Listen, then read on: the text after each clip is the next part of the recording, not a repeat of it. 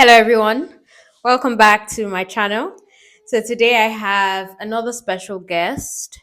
His name is Victor, and he transitioned from law to cybersecurity. So, without any further ado, let's jump right into this interview. Okay, so Victor, please could you introduce yourself to us in a nutshell? Hello, Telly. Thank you for having me on your show. My name is Victor, and I work in information governance in as a consultant, and I focus on cybersecurity and data privacy. I don't know if there's any specific information you'd like for me to share. No, that's fine. That's fine. For starters. All right. Okay. So, can I ask why you decided to transition your career from law to cybersecurity?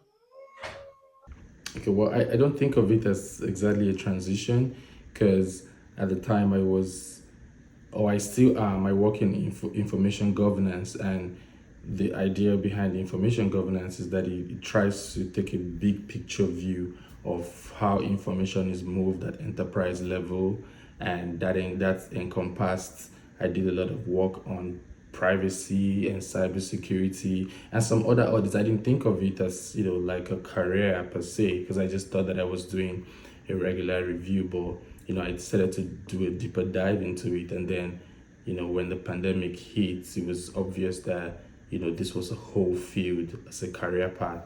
And I started to tailor my trainings and customize my career towards, focusing on cybersecurity and privacy as against looking at the whole information governance big picture. Okay. Okay, thank you. Thank you so much. So it's closely related to law, or well, you can still apply your legal skills to what you're doing.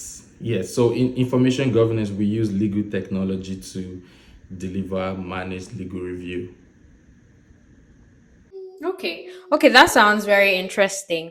So, can you share the steps that you took to successfully transition to the cybersecurity side of things?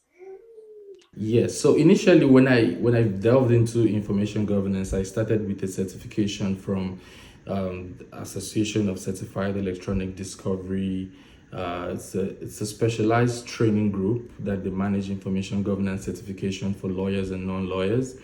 And from there, from doing that certification, I worked on a cybersecurity audit at one point in time, and the guys that we had to work with on the team, I just kind of enjoyed hearing them talk about technical law and also the legal side of law. They were very fluent in in the tech side of things, and I just wanted to do what they did. So I'm on their LinkedIn profiles, I'm observing you know their trainings, their history, and I just started exposing myself to any possible trainings around data privacy and cybersecurity.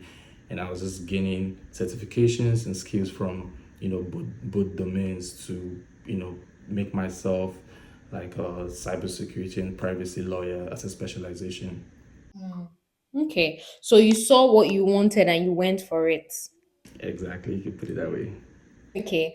All right. Thanks, Victor. Okay. So, what advice do you have for someone who is considering a similar career move as you? The big thing for me, I would say, for those who have transitioned and those who are still trying to transition, and even those who have already transitioned, is, you just have to never stop learning and don't be afraid of the endless learning. There's no end to the learning.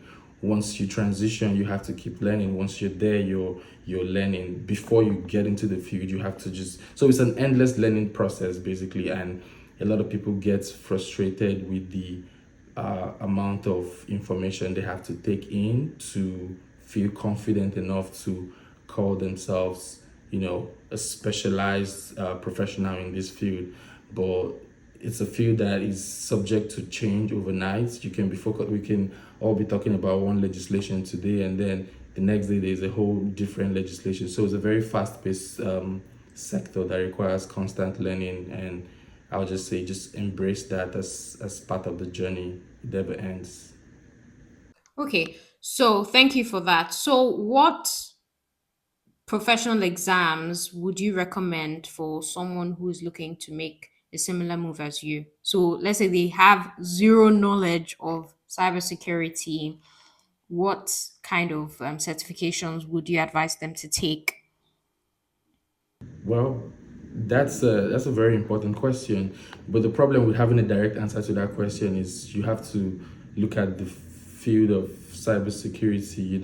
I don't know what certification you would want to start with because you have to determine what exactly you want to do. Do you want to focus on the legal side of it? Because the one mistake I made, because I didn't have kind of a direct mentorship, most of my mentors were shadow mentors. They were mentoring me without knowing they were mentoring me. So I was taking certifications that I felt I probably did not need. I wanted the knowledge, and to get the knowledge, I took the certification just for the knowledge. So if that's what you're looking for, you might find yourself bouncing around a lot of different certifications. So the first thing I would always encourage anybody who is starting out in is kind of understand the domain of cybersecurity, how it interrelates with data privacy, and then be able to differentiate the technical and then the non-technical sides. And then you'll be able to, there's so many certifications, they're in the thousands. And once you just type it in, you'll find a bunch of them. But you have to really know, where you fit in cyber. Do you want to be technical? Do you want to be non-technical? Or do you want to do, what lawyers do, which is just basically audits? There are different certifications for that.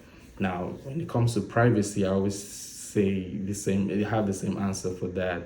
If you want to be, it depends on your market. If you're in the US, the IAPP CIPP US certification is a good one to start with. And if you're in the if you're in Europe or Canada, you can take either the CIPP EU or the CIPPC, and that will give you, at least an industry-wide and operational knowledge of, what data privacy entails.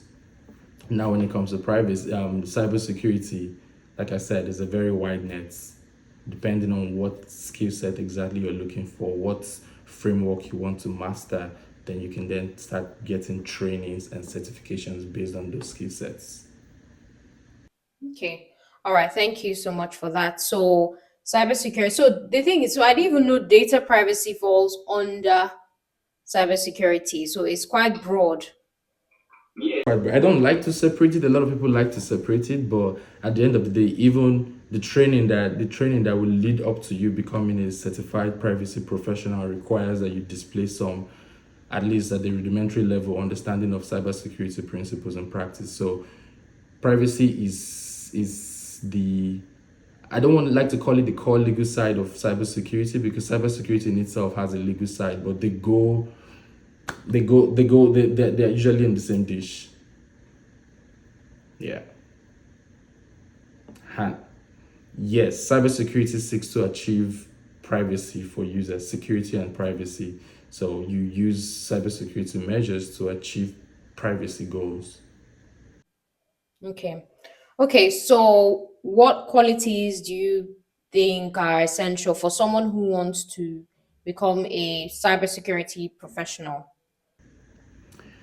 Well, um, there are a lot of qualities I can easily mention, because once you think of a good quality that requires success in any career field, they're kind of related. But the two that come to my mind for, if I were to advise somebody right now, would be you need to train yourself to be more attentive to detail, and also think creatively while embracing a learning attitude.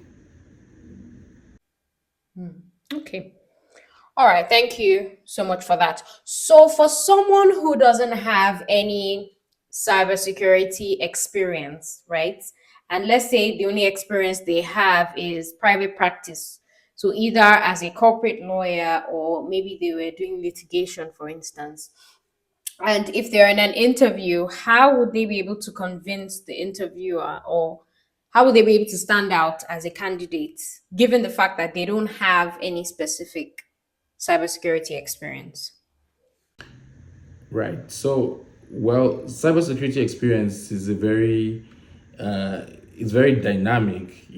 What a lawyer would do as a cybersecurity person is going to be very different from what an auditor would do as a cybersecurity person. And quite frankly, a lot of what I think is that a lot of times we lawyers have either done something related to cybersecurity, maybe not directly. From your contract reviews, have you reviewed any contract that is tech related? In what ways did you look out for compliance with cybersecurity and privacy requirements? Did you review a clause on that? These are things that you can sort of. I'm not saying you stretch it out, but you can present it as some sort of related cybersecurity skill. And I'd always recommend, if you're trying to move, you know, in that trajectory, it's always good that you at least start with one certification training. The Google cybersecurity training is free and it's good for technical and non-technical people. So I think if you have that, and then, look out for contract review experiences that you have that has at least looked for GDPR requirements, or even if not directly GDPR requirements, just in what ways did you review for confidentiality, stuff like that. You can then customize that experience to emphasize at the very basic level your curiosity, interest, and desire to find solutions in cybersecurity. Okay, thank you so much for that and for mentioning the free Google certification as well, because I think some people are interested in this area, but they just don't know where to go or like where to start from. So that was really helpful. Yes, I would also share. I think I will share with you the NIST. It's a cybersecurity framework for both people who are already in the profession and people who seek to customize their career in this profession. I think with that NIST framework, somebody who is trying to get into the industry can then look at the different domains that exist and then find where they think they fit in the most, and use that as well to determine what trainings or certifications would be most important to them. Okay, thank you so much. That will be really helpful because since this is quite a broad area, some people might still be confused. They might not want to go, they might want to do something more technical. So that framework would be um, very helpful. Thank you very much. Yes. Okay, so let's move to the job hunting aspect of things, right? So can you talk us through your job hunting process? Um, Maybe you can talk about the first cybersecurity role that you were able to land. So how was it? Did you face any challenges, and how were you able to, just land the role? Well, for me, like I said earlier, I was working in information governance. It wasn't exactly, I didn't think I was coming in there to do cybersecurity stuff. By the time I was working on my neck, and that was just an audit. We were just doing a bunch of document review audits it was just, we're doing issue tagging and stuff. But, a subsequent project that, the firm just sort of thought that I was a good fit for was a data breach. We're working on a data breach. We're doing document review for data breach, and I couldn't help myself. Of course, we're supposed to review tons of documents. At a certain number of documents within a certain time frame. So we had to move at a certain pace. But I was just so interested in just reading more. I couldn't take enough of reviewing the data breach requirements. So ever since then, I just started customizing my resume on the platform, and ensuring that I was getting more data breach projects.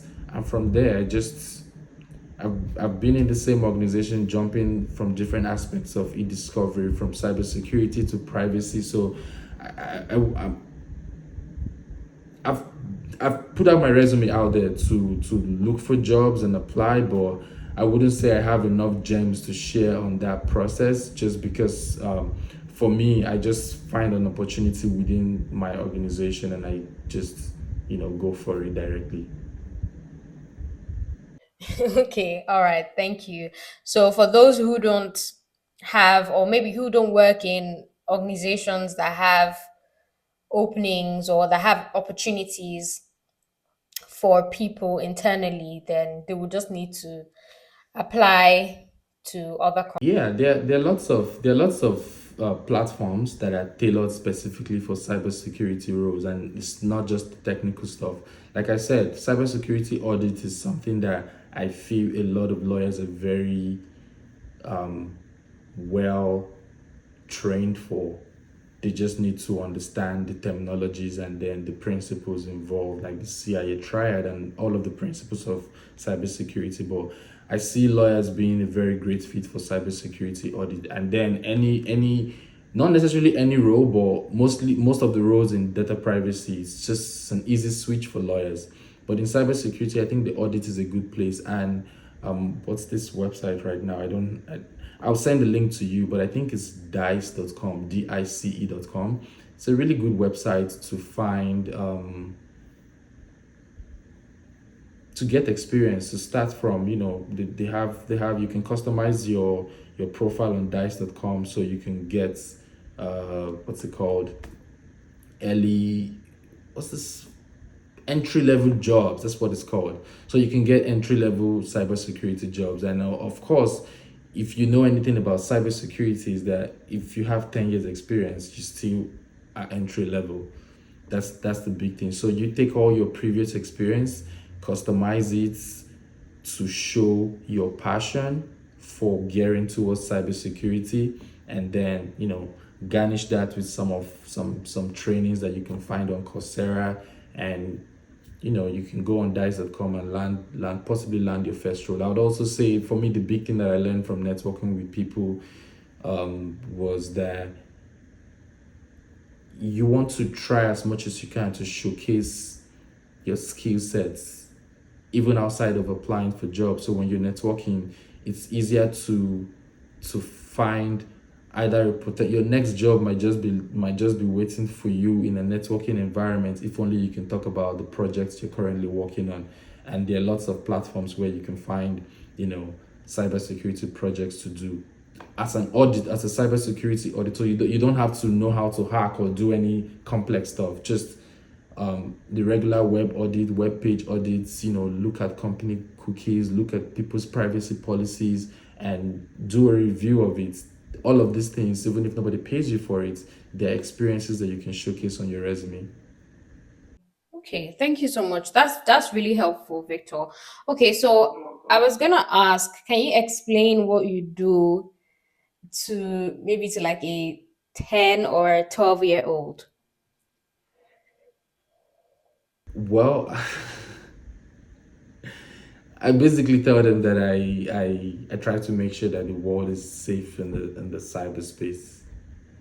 And that should be. I haven't had to speak to a 12-year old, but that's how I explained it to a 9-year old, and they thought it was really cool. Okay. Yes, and then it's also a tech job, right? So I'm sure that companies would be willing to sponsor visas. I don't know how it is in America. Well, for sponsorship, I think that there are lots of different paths for lawyers to explore sponsorship. I mean, my perception of the sponsorship procedure is like a raffle draw, and if you want to take the chances and throw yourself in the raffle draw, then you can. But also there are other pathways like the NIW, special green card visa options for. Basically, they call it special, so you need to prove to the US embassy that you have exceptional skills and exceptional experience that would add value to the US economy. And one way to prove that is through a combination of your experience as a lawyer, and now adding that to all the governance opportunities in tech that you can learn and add to your portfolio. So I think, as a lawyer, if you add some cybersecurity governance, if you have some cybersecurity governance experience, even without the job, you can on your own apply for the NIW visa, and possibly, if you're able to convince them, you can just get that. And it's this, for me, I think of it as the same, is almost the same thing, as you stand the same chance as somebody who your company is applying for you to get the EB1 visa. So I think the cybersecurity for gives lawyers that opportunity to leverage that.